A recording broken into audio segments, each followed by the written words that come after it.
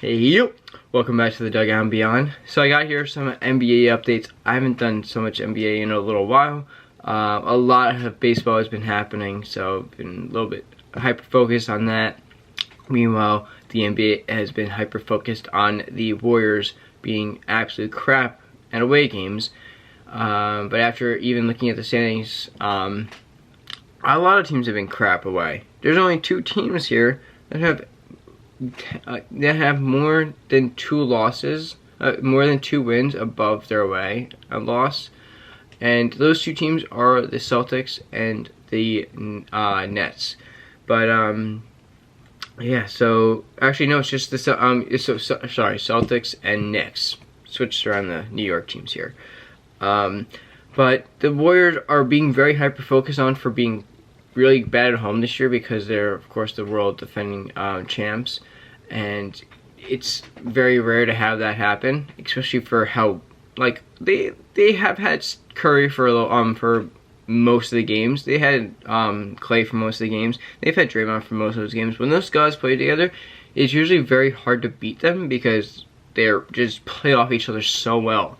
But yeah, we're just completely just focusing straight on that. Meanwhile, there's half the league is also under 500 or just over 500, and yeah, that's really one of the reasons why it is a very thing that everyone's just, oh my god, they're so bad. Meanwhile, look at the rest of them.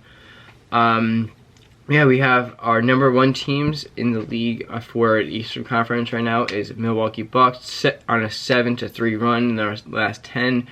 They're at 22-9, being the only team to not have 10 losses. And then we have a tie right now in the Western with the Nuggets and Grizzlies at 19-11. Both they're actually one's a 6-4 game right now for the last 10.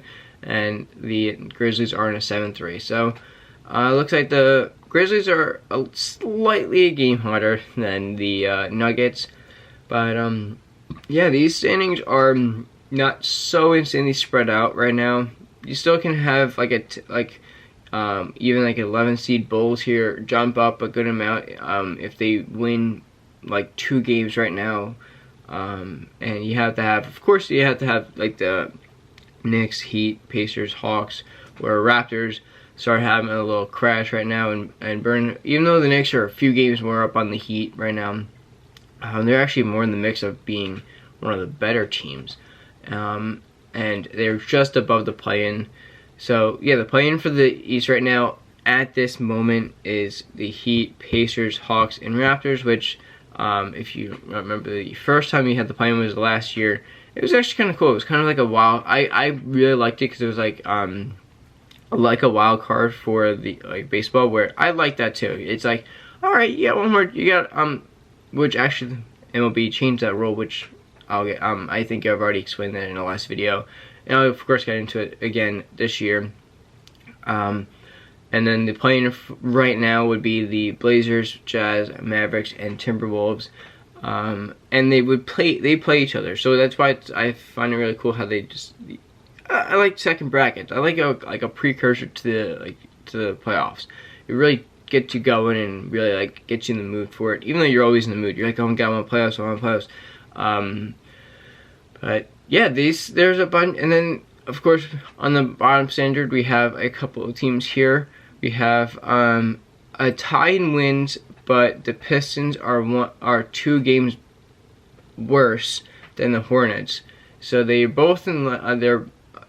basically both tied for last in a way, but of course having more losses means you are actually in the bottom.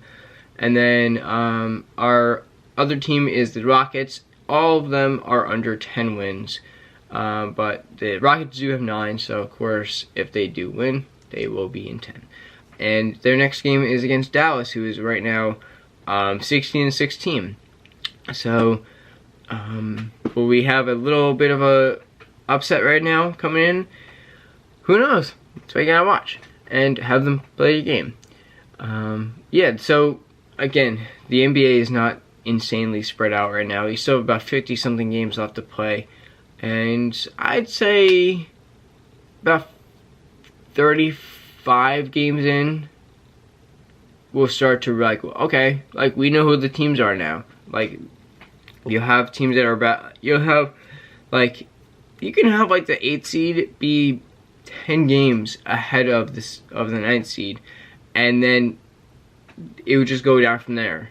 So I project the Bucks to have, I'm gonna say 65 wins or so, and the Nuggets and Grizzlies, I'm just doing it because they're in first place right now for them.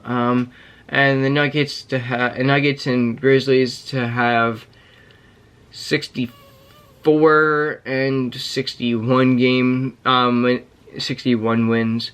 But hey, I could be completely wrong about that. But hey, yeah, don't mark my words on, of course. But I'm just kind of guessing right now. It's just coming off the top of my head. But yeah, another crazy thing is I've not seen, there's no real huge point differentials between these games. Like for some of the games, for some of them they have a little bit bigger point negative differential. But nothing is too crazy. Everything is within like 5 to 8 5 to 8 points or so, which is not horrible. That's right. Like they're all, yeah, even in the points per game, they're very close to each other, all within like 110 to 120. But yeah, so this is, again, these standings are so far away from being completed, and I really think that they're going to be doing a lot more spreading out. But I do see that there can be some huge jumps from these teams, especially if some of them just go on a slight little run for a little bit. They could just jump themselves up to even a few standings, and of course give you more hopes in playoffs. So you know, of course I'll be coming out with more updates as the season goes on, as I always do.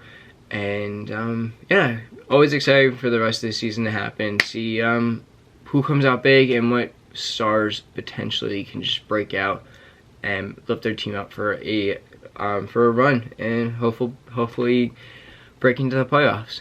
So I'll see you in the next one, and peace out.